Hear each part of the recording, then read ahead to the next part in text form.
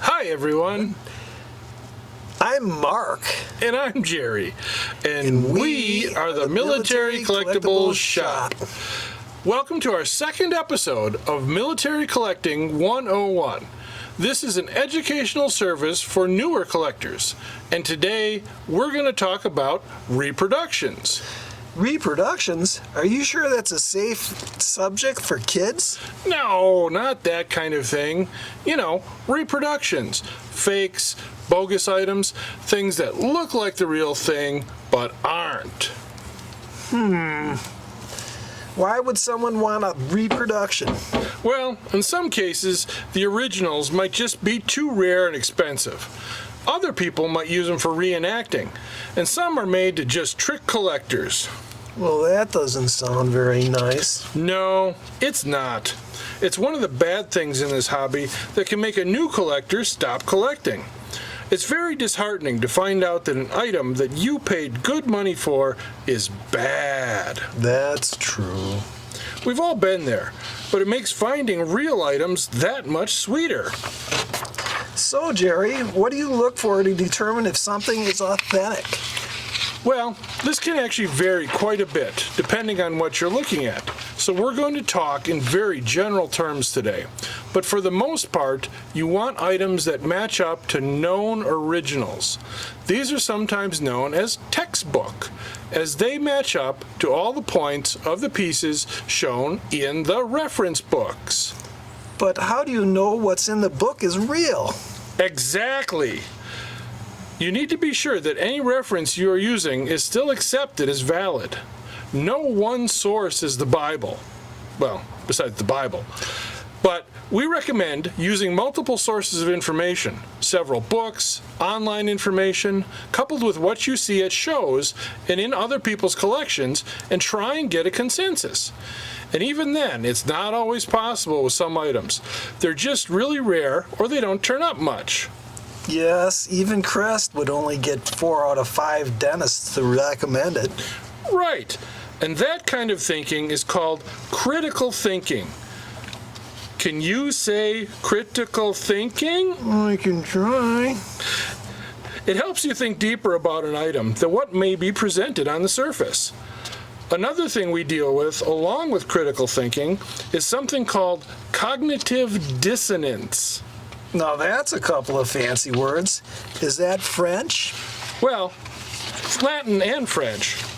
It just means that odd feeling you get when something is not quite right. Some people call it a red flag or a gut feeling. It's not always as obvious as something having a fake marking.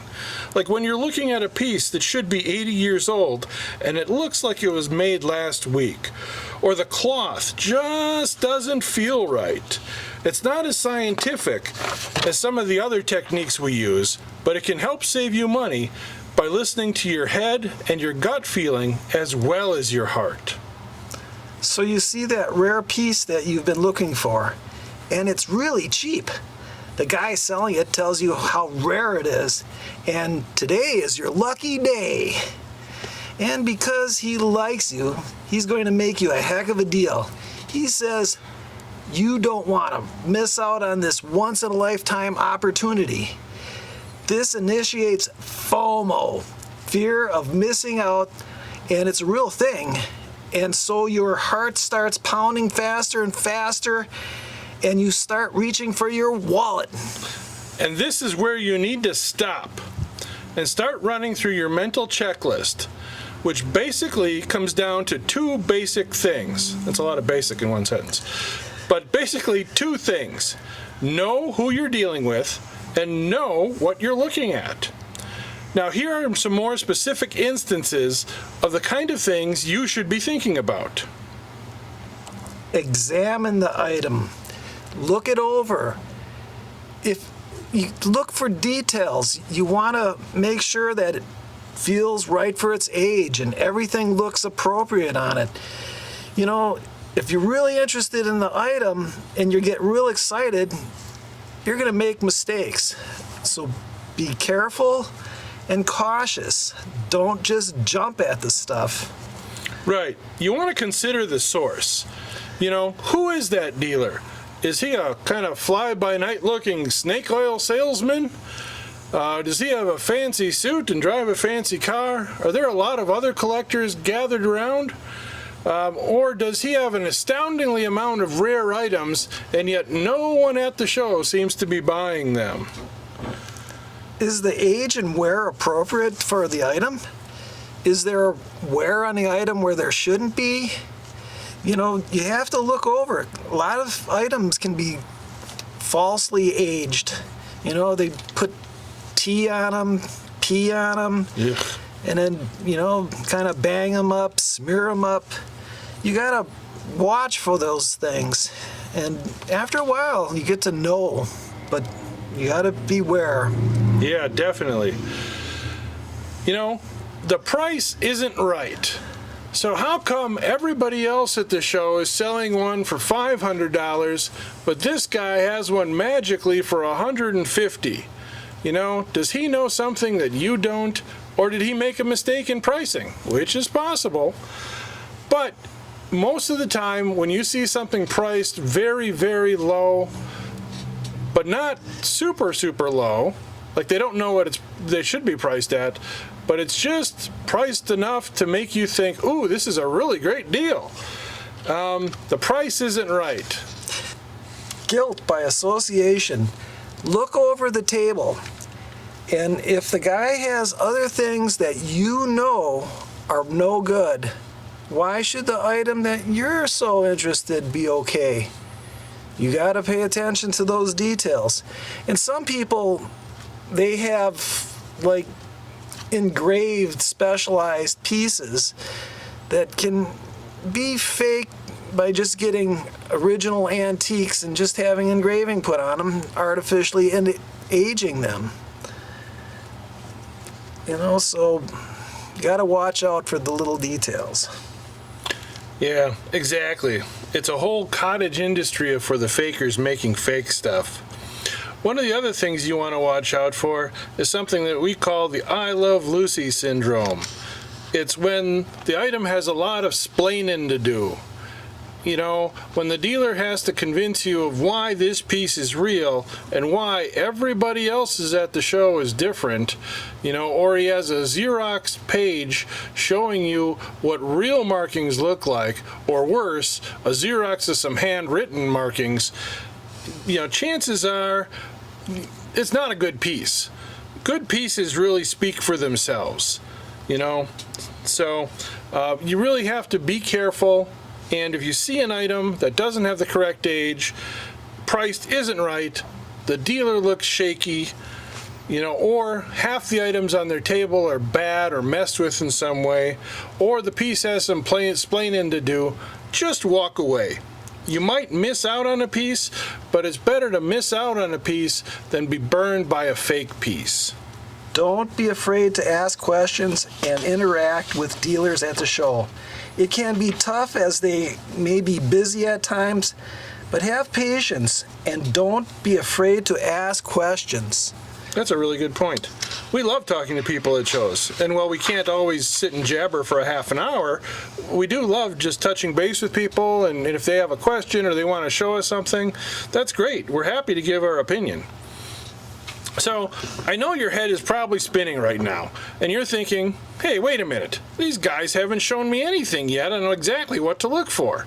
Now, in part, that's true. We can't give away super specific detailed information, as the fakers are watching these videos too. They're probably the guy who keeps giving us the thumbs down. And once they know what we know that they know, then they change it so we don't know, you know? Right. Well, thank you for joining us today. We hope that you've learned a little bit more about Reproductions and are a little better armed out there. Remember, you're not in this alone. We are always happy to offer our opinion into the mix. You can email us and show us pictures. You can find us on Facebook, and there are plenty of other collector clubs and online forums as well. Just be sure you know who you're dealing with there. Sometimes the guy you think is an expert might just be a 12-year-old kid sitting in his basement. So know who you're dealing with. And don't get discouraged if you happen to buy a piece that turns out to be a reproduction. We've all been there. Anyone who said that they have never been burned is either lying to you or lying to themselves. The trick is to learn from it. To quote Oscar Wilde, experience is simply the name we give to our mistakes. You just have to focus on doing better on the next piece. With some time and effort, this can be a very rewarding hobby. Until next time, thank you for watching this episode of Military Collecting 101. I'm Mark. And I'm Jerry. And we are the Military Collectibles Shop. Remember to like us on Facebook and subscribe to the Military Collectibles Shop on our YouTube channel for more exclusive content. And as always, visit our website, www.militarycollectorshq.com. Woo! Thank you. See you. Have a good day. Bye.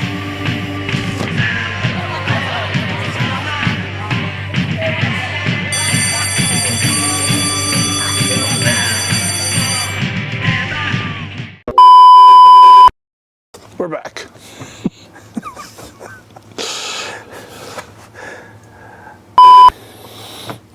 Are we ready? I think we're ready.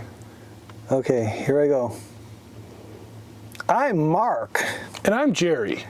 And Why does it say welcome to the Military Collectibles Shop instead of we are the Military Collectibles Shop? I know. I was trying a new tagline. Damn it, Jerry! It didn't work. Sorry. Okay, let's try this again. Okay. 3, 2, 1. Welcome to the Military Collectibles Shop. Today, Jerry's going to say something about reproductions, and I'm going to say, reproductions? Are you sure that's safe for kids? No, not that. Where the fuck did my glasses go? Do you feel taller? But how do you know what's in the book is real? Exactly. That's shit. Okay. I agree, that's shit. Right. And I'd also say that my arm is getting a little tired. Yeah, me too. Wow. Another thing we deal with, fuck. What's your fucking language? Right. And that kind of thinking is called critical thinking. Can you say critical thinking? It helps you think deeper about an item than that what might be.